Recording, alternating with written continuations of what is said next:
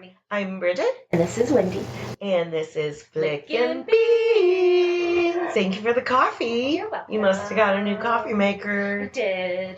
And a new pretty pink chair. I did, yeah. I love it. Okay, so this week's movie was Dave Made a Maze. Whoop, whoop, from 2017. Yeah. We saw it on Prime. And the gist of it is that Dave is an artist, tried so many different pursuits, and he never finishes anything. His girlfriend Annie comes home after a weekend away to find a cardboard fort in the middle of their apartment. Yes, it's quite large. Like, it's taking up their whole apartment, basically. But it's even bigger than that. Well, yes. Can we take this part? And he's like, no. And she shakes it. Don't do that. And then he says, I can't come out because I'm lost. And I get her reaction. You're too stupid to find your way out of a cardboard box. Exactly. So aside from it being a fort, there's literally some smoke billowing out. Mm-hmm. There are lights. It's so weird. And it comes down to call Gordon. Not Leonard. Call Gordon. Basically, it snowballs into there are so many people in the room. Yeah. Don't come in here. It's dangerous. But they do. They do. The whole bunch of them.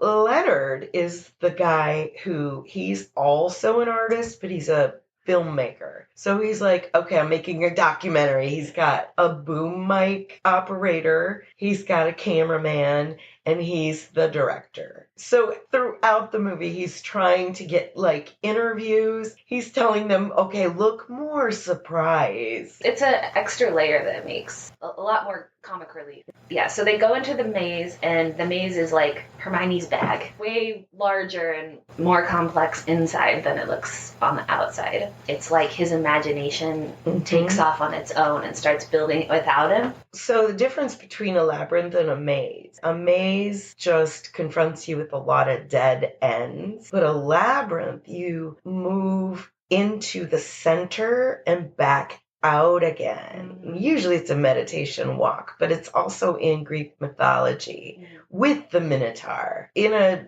meditative labyrinth, there isn't a Minotaur. Yeah. But yeah, so they all go in and they're stunned because it is larger than it appears, and it's seemingly endless. They move through different rooms, and they're all made of cardboard in one way or another with added elements, such as the origami cranes, which are alive and attacking them. Yeah. She picks up an origami flower. So, yeah, certain points she's amazed and mystified by his creation, his art. Did you feel like they had good chemistry? I felt like they were a weird couple. And maybe it was just that she was annoyed with him. I think it's because he never finishes anything. And he feels like he's letting her down all the time. But there are several places inside the maze that show his love for her. Yeah. And it's all very, very cool. And there's the point where they all have to jump in a tube and slide down, and they come out as cardboard puppets. Almost like those paper lunch bag puppets. Spoiler alert, the main characters are the only ones that get out. Yes. Some of the other people who entered the maze was the blonde. Yeah. Then you have Bryn and her boyfriend. Another guy who comes in late. And meanwhile, there's a hobo off the street who didn't go in and is just enjoying a cup of tea and whatever's in the fridge. There's also the Finnish tourists. They were just sitting there having a picnic. This mythological type of labyrinth has hazards, booby traps. You have to navigate that and then defeat the big monster. Right away, the blonde gets killed. In the worst way possible. By paper cut. Cardboard sword cuts her neck. Instead of blood coming out, is this my good yarn? The second person that died was Bryn's boyfriend. And Bryn also dies, but they encounter her later as a paper person tied up by her wrist. So Bryn is that person that you can only tolerate for a short period of time. All she said was, high five! Come over here! High five!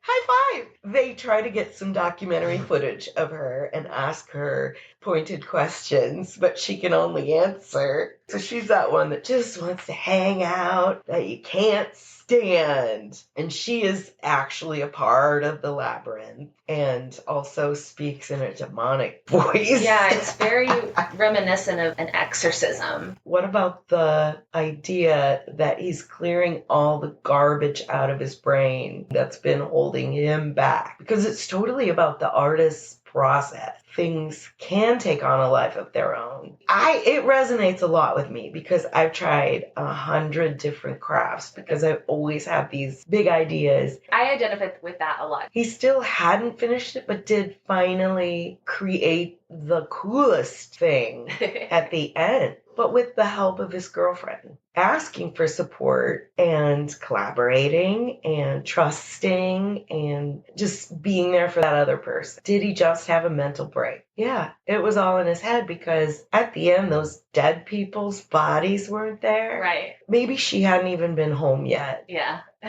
Reaching out to your friends for support, but also proving to them this thing finally, that you can finish something and be proud of it and show it off and then destroy it because you don't need it anymore. Right. It is the making of the thing. Yeah. Usually. That's also like once you put something out into the world, it like no longer becomes yours because now it's open to everybody else's perception of it. A fear too of a lot of artists because you put all this heart and soul and blood and sweat and time into whatever you're making, and then you're vulnerable because once you release it, you can't control how people are gonna interpret it or perceive it.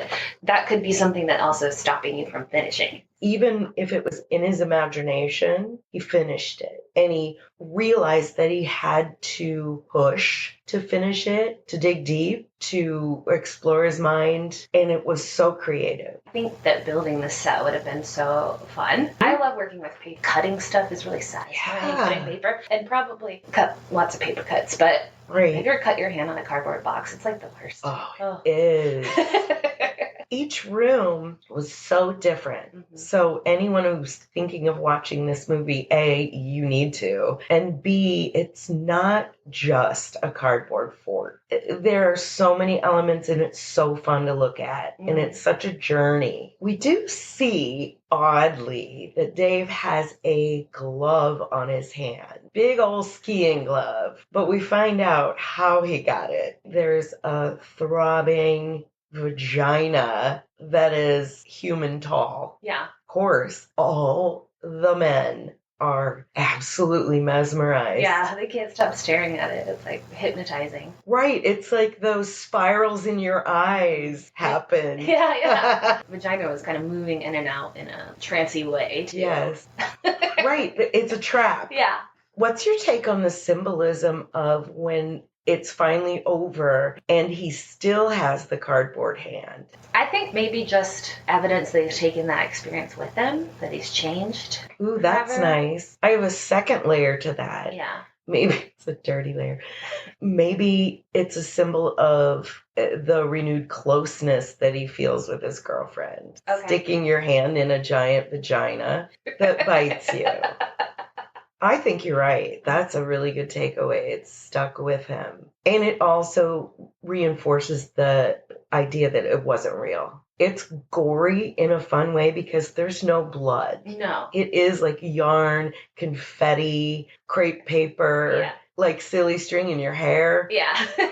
What was your favorite room? I did really like the piano room, where it starts like a small piano, then comes in. It's a large piano, and they could walk in and out of the keys. My favorite room was the one with the cardboard table and chairs. And everything was an optical illusion. It's like a giant teacup on a table that is flat. It looked like a picture on the wall, but you walked toward it and it was flat. I like that kind of stuff. I liked the room with the hanging silks and the colorful lights. Yeah. And Annie says it's beautiful. She sees it. I think it's a metaphor for how hard he's trying. Did we talk about at the end, after they've thrown it into the dumpster, the Minotaur and the origami bird step out, start walking down the street? Oh. The Minotaur had a hot man's body, but a huge cardboard Minotaur head. I think the dialogue was extremely realistic, talking to himself in his head. People could watch this in two different ways. One, it's just a fun fantasy. Two, it goes deeper psychologically. They go into all of his relationships with these people too through the maze. So you get an idea of like what their relationship is like through the maze, not just the girlfriend. And the ones that survived, quote, Annie, Dave, and Gordon. Boom, Mike, Guy, and Leonard did survive, and they leave the apartment pretty much right away. The sound guy was so great in the way he was disheveled. Leonard tells him, go ahead and notify the families of everybody who died. Oh, right. And that was the end of their involvement. But those three picking up the pieces and going to the dumpster with them, he realizes are his closest friends. It was such a ride. Pretty wild. I think the dialogue was kind of perfect. I would have almost thought, oh, this is a cute comedy and not delved into the deeper level if they had bantered like on Friends. I felt like this was really real and almost like a student film. Very much, yeah. Also because the filmmaker, they come upon one of his films that is absolutely terrible. Yeah. So he's a failure too. Yeah. Failure is the wrong word. No, failure is good. You just got to keep failing until you don't. I think it's the trying Yeah. and the follow through. Definitely worth watching. I loved it. I'll watch it again and again, especially with this kind of, since we've kind of talked about the deeper part of it. Yeah, I think it did a good job of walking the line between like being deep and arty, but not being pretentious. It didn't really get too pretentious. You get that they're kind of poking fun at that. All right, did we do it? I think we did it. We flicked some bees. Okay, love you. Bye. Bye.